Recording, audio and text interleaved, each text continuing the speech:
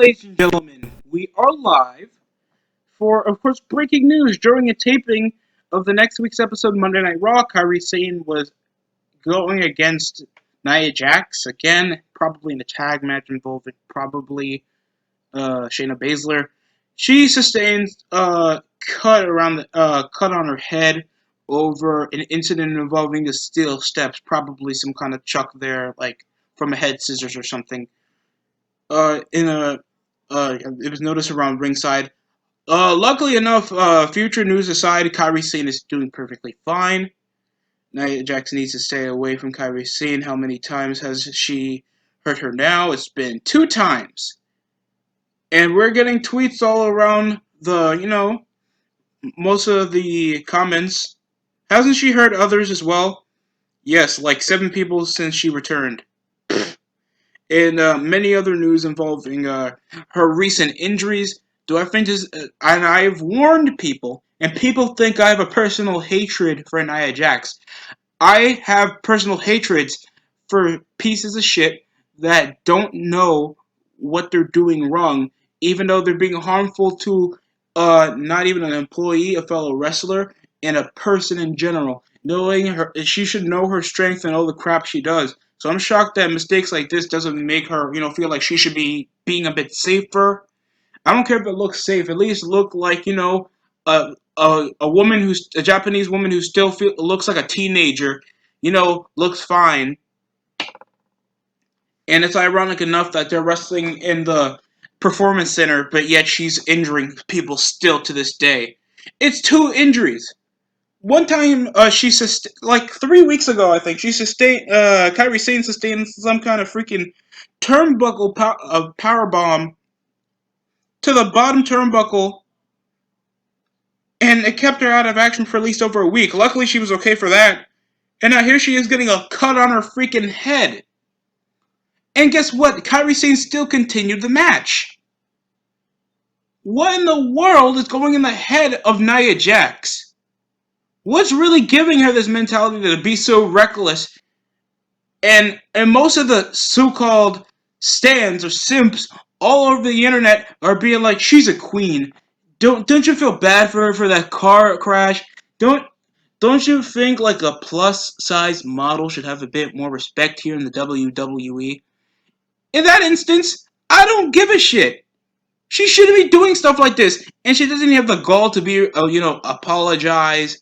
At least try to, be a bit more safer or a bit more reluctant that her own, fellow wrestlers okay.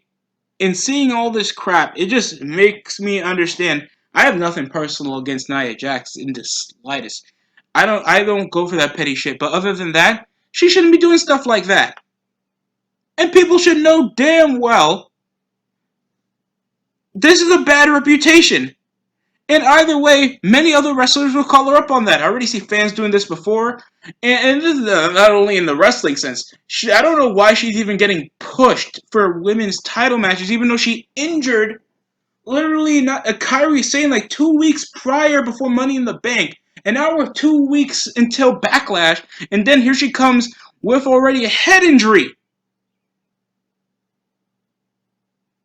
You know how excited I was the time Asuka come kicking her in the damn face and then Natalya ramming her face on the damn ringside, the ring apron in that triple threat match? It's just, come on. She injures R-Truth. She injures Becky Lynch. She injures Charlotte. She injures Sasha Banks multiple times. Alexa Bliss. And you see why people want to get hurt? Because she acts like a bitch and thinks like she doesn't have to apologize for it. That's not being a wrestler. It's being an absolute douche. It's being a jerk. It's being inconsiderate. And Nia Jax is still getting pushed around this because of her family name. Imagine how it's going to feel when The Rock's daughter actually makes it to the business. That's a risque decision that I see anybody else doing. And all over that, I'm still going to get these dumbass comments that make zero sense in the aspect of me thinking that I have something personal against a professional wrestler. I do not. A person that has some weird-ass little channel that involves them doing some drama click and play shit. I don't know what it is. Just know that I know that you live alone. and no one there really cares about you. I'm joking. But other than that, that's just dumb. This was just completely dumb. Sarah Logan gets released, but Nia Jax doesn't. When she has an issue being an unsafe worker, it's completely ridiculous. No part of her is profitable. No part of her is actually charismatic. She has no instance of being as interesting as somebody like Samoa Joe. That's a great talker and plus a great wrestler. Probably has some responsibility issues, but he stays in the business because he knows the business. Umaga, that I think he only had one issue when he became purposely stiffing the top one of the guys from Jackass because they sandbagged the spot from him, but that was his fault. And now here we are with Nia Jax. These women have done nothing bad by her. Completely trying to do there so they can make this women's division the best that it could be, take it from a sideshow into at least the main event that they've been doing perfectly, at least in that instance of WWE. I'll give them credit, but in this instance, she's already at least made at least a few women go into the hospital. Some suffer injuries that could make them not walk again, and yet WWE's pushing them for their next pay-per-view come June. I don't understand this. I don't know what's in Vince's mentality when it comes to doing this.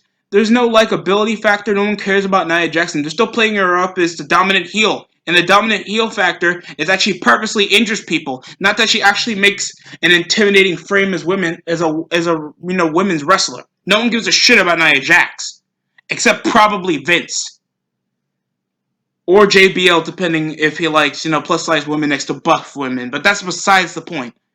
Just I hope Nia Jax gets help, but my sincere condolences go to Kairi Sane, and I hope she gets completely 100% on the next taping of Raw. That's it coming from the DST show. Like, comment, and subscribe.